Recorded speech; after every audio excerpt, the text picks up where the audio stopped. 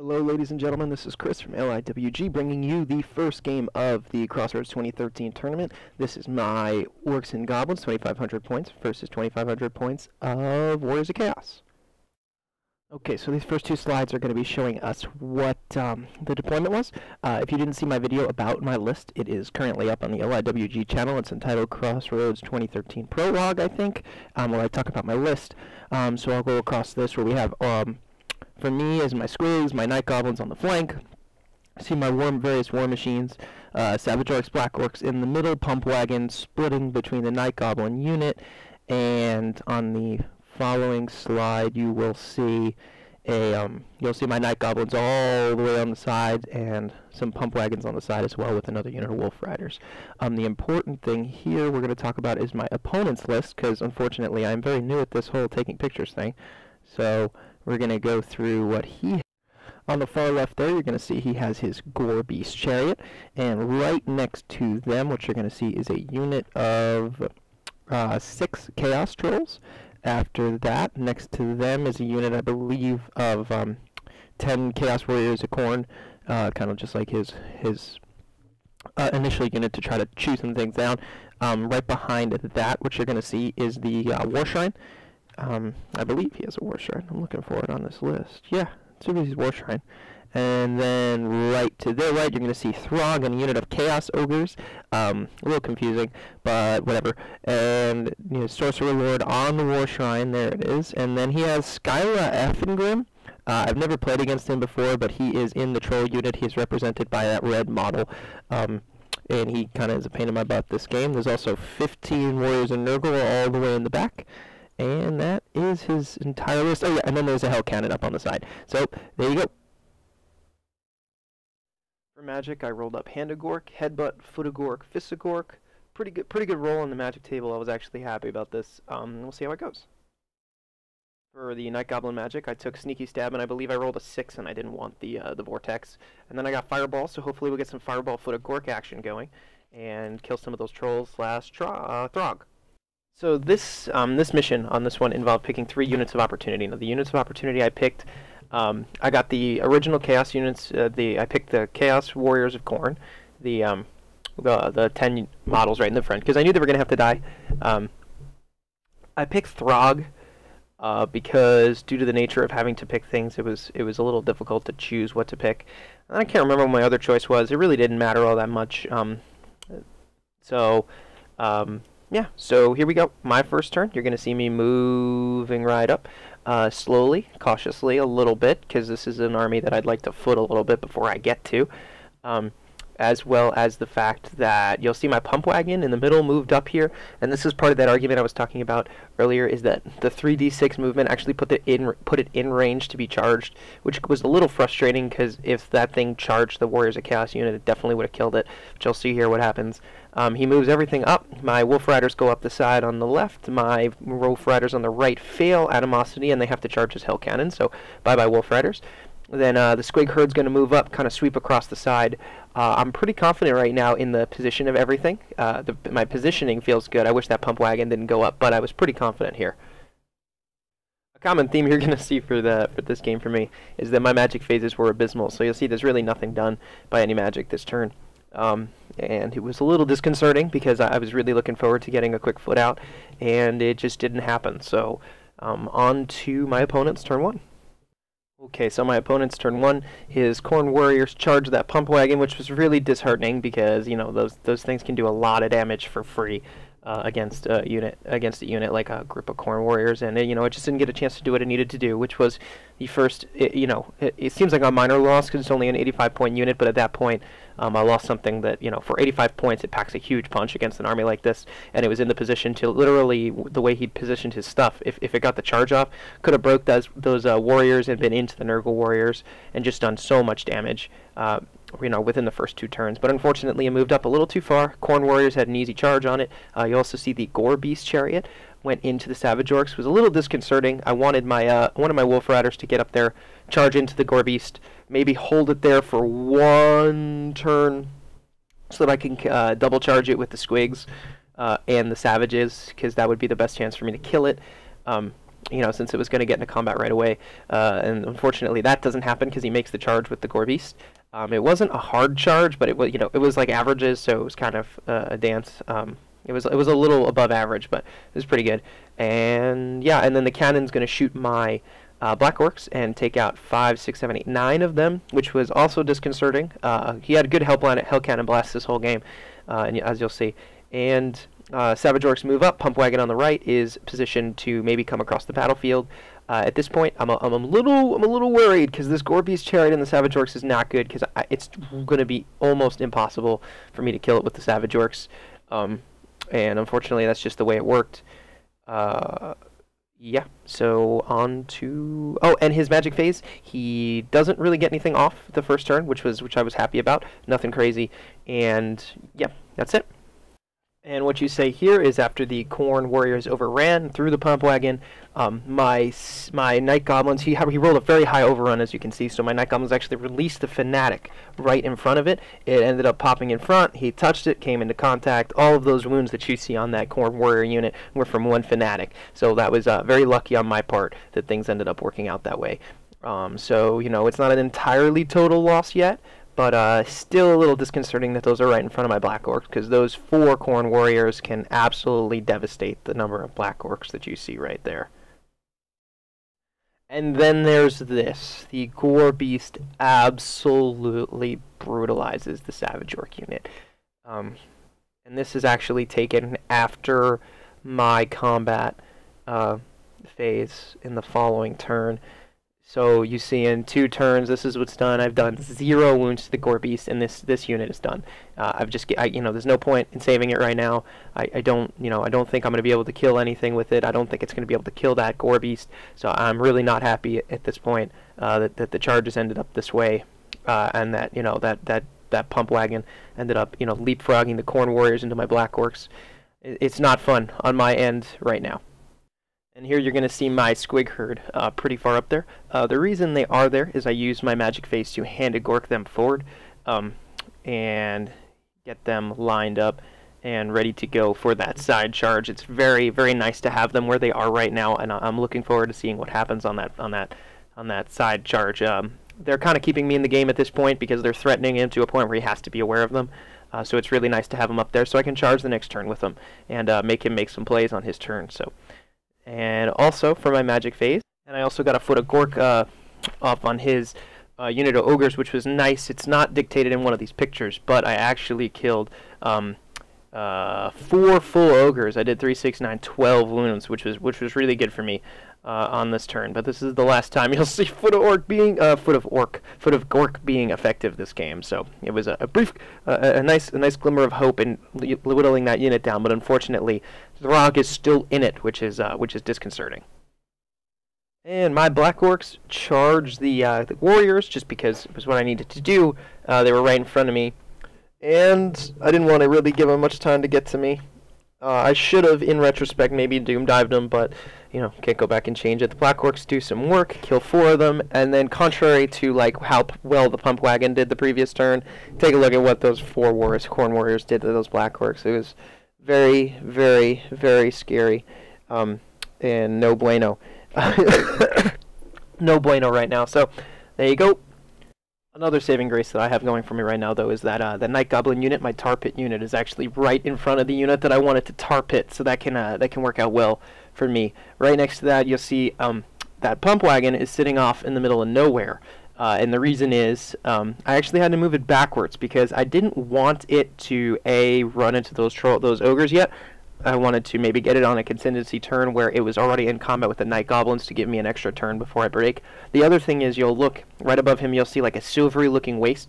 Those are Khemrian quicksand, so I didn't want to, and due to the angle that was going on with the random move and whatnot, the line that I would have had to draw to run through something that would have potentially killed the pump wagon was pretty crazy. So that's why I moved it back a little bit, just to wait, be patient, and let them come to me. And here is my chance. Throg charges up. Here in this picture you can see how many ogres that I killed the previous turn. Yeah, so I'm pretty happy now that it's in the tar pit unit. I've got the nets on it. I got a few turns. I have that pump wagon on the side like we previously talked about, and this is a best case scenario for me. So again, going back to the positive feelings, I think I can pull this through with a little bit of luck and some a little bit of help. And this is where my life went ungodly amounts of sour. It's the start of a trend in the shift of the magic this game. I'm not sure if I mentioned early in the battle report, but his War Shrine caster actually had the Lore of Fire. And that marker that you see next to that squig herd is a flame cage, which is very disconcerting. The irresistible force of flame cage, no miscast, no bad miscast besides losing his power dice. So they can't do what I need them to do next turn, which would have probably thrown the game in my favor. So here I got to wait now, and that Gore Beast is still wailing on the Savage Orcs. Now I'm gonna have Skyla and his trolls in there. Definitely scary to watch, but I know once this squig unit isn't flame caged that I'm gonna tear them up, because in that scenario, if the Savage Orcs aren't dead after the trolls charge the Savage Orcs and the Gore Beast is still into it, I got a rear charge with 30-something 30-something squigs. So we're looking at happy times there. So we'll see how it goes. So here's turn one of me taking a pounding. That tar pit unit holds, but it's gonna whittle down quickly by that big unit. The Black Orcs managed to clean up the Warriors of Khorne unit, but you can see at the cost losing many more models, and that unit's getting to the point where I don't want it in combat with anything, and that's tough when you play in a combat army and one of your units you don't want in combat. So, and you're next to that, the Savage Orc unit is pretty much dead. So, the middle of my lines have broken, and not really broken, but they are technically broken. So, we'll see how that goes in the center. And here it is, that charge of the trolls into the Savage Orcs. It's actually going to help me initially in this picture as you look, so now I can actually get some combat res. It's not going to make me win any combats, but it might whittle them down a little bit. And like I said, if you look at the perfectness of that charge from the squigs the following turn, all I need those Savage Orcs to do is last one more turn, and those squigs will wreck what's in front of them. So, here we go, hashtag praying, hashtag praying. So you're going to look at the next few pictures and wonder why I'm not detailing magic phases. You're going to watch my unit of Night Goblins getting crumbled down. You're going to see some of the Nurgle Warriors are killed.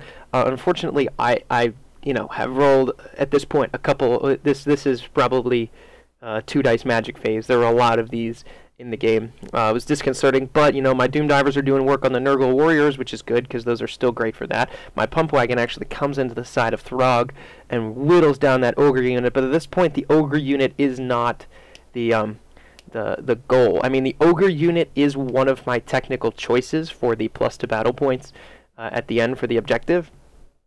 So I can get the Ogre unit, but Throg is still on that unit, and Throg by himself is just as, is so daunting that, even though I whittled down all of these ogres with that pump wagon, I'm still praying that, when this combat breaks, I could get a rock lobber shot on him, something lucky to kill that Throg down. Because if Throg's dead, this army, I still actually think I can manage it, because he doesn't have a way to get to the Doom Divers, and the Doom Divers alone can tear apart that unit of Nurgle Warriors and get me a lot of combat res. Or not a lot of combat res, but a lot of battle points at the end. So, at this point he has nothing to really intercept my war machines. So, very happy about that.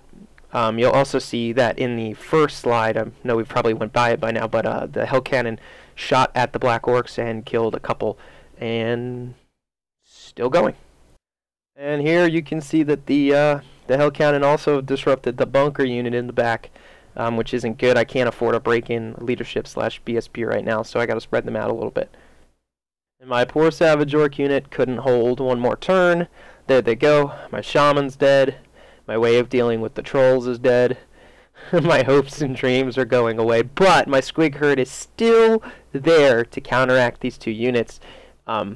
It's a long bomb charge, but he can't reposition enough to actually get the trolls out of the way. So I can still get that combat and possibly sweep up a lot of points, which would be really, really, really nice.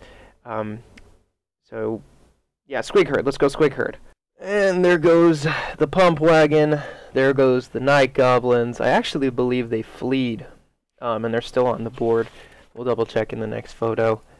Still a little worried. Throg is daunting, and yeah, he's coming for the Black Orcs, which is no bueno. So many of you are going to look at this picture right now and go, well, Chris, that's the same picture from before, the squig herd with that flame cage icon. Yep, that is the same icon as before, because he irresistible forced, again, flame cage. And then with the miscast, lost the rest of the dice in his power pool. I never even was given an opportunity to dispel scroll any of these things.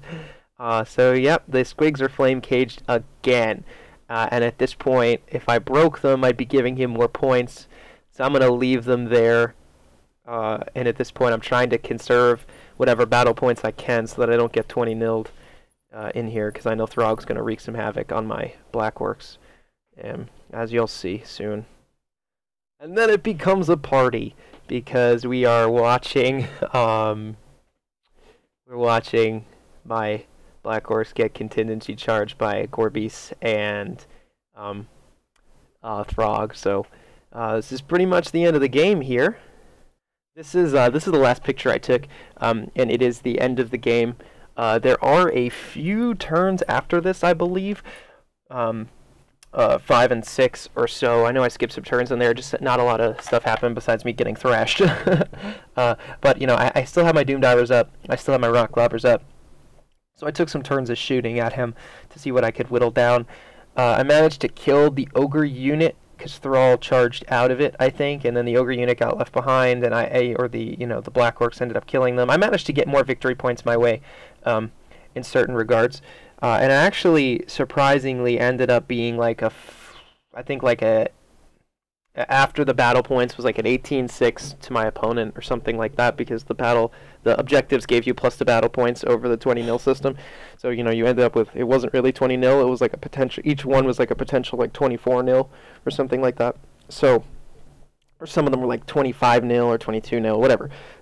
Or, you know, it wasn't really 22-0, whatever, you guys get the point. But I did lose at the end of this game. And it was a little disconcerting. It was my first game, so I went into it with a very positive attitude. And my opponent was really fun to play against. Unfortunately, I do not remember his name. I want to say his name was Rick, and he you know, for a first tournament player that I had to play, he had a beer in hand, which was great. And we just kind of enjoyed it, and we talked through it, and we had a lot of fun playing the game. A lot of unlucky things for me. Magic could definitely have gone better. The one turn where I foot of Gork the Chaos Ogres, I foot of Gork the Chaos Ogres because I think I only had 5 dice, so I couldn't have Ruby ringed the trolls and then footed them. So it was, you know, it was just a matter of dice. I did not have enough dice to pull off the combo, so I figured I would whittle down the Ogre unit, considering it was one of my objectives, plus it was the one coming right at me anyway, with Throg in it. So if I could expose Throg, I figured maybe I could get some shooting at him, possibly kill him with a little bit of luck. We see that didn't happen.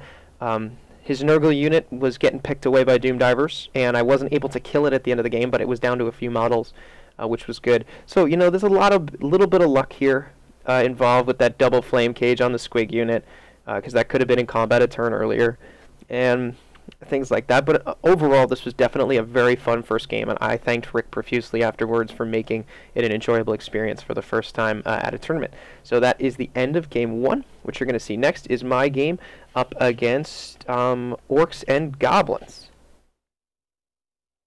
With that, I'd like to add a little tag to thanking you for watching this battle report, and I'll see you soon.